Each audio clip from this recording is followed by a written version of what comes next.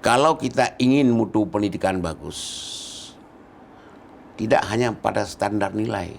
Dan ini persoalan-persoalan pendidikan. Semua harus mendapat kajian untuk menjadi bagaimana proses pelaksanaan pendidikan kita lebih baik. Setelah peserta didik, kompetensi guru.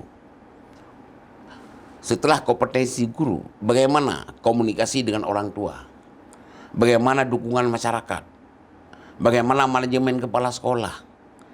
Nah, bagaimana peran daripada komite sekolah untuk memanfaatkan digital ini.